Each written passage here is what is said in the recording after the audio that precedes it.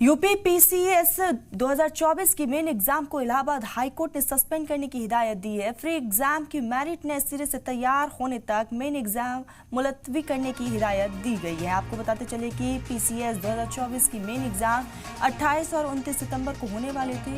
High court ने commission को free exam के नए सिरे से मेरिट लिस्ट तैयार कर रिवाइज्ड एग्जाम रिजल्ट जारी करने की हिदायत दी है। ऑर्डर के बाद से प्री एग्जाम का रिजल्ट यहाँ पर जारी होगा और रिवाइज रिजल्ट को जो है वो जारी किया जाएगा।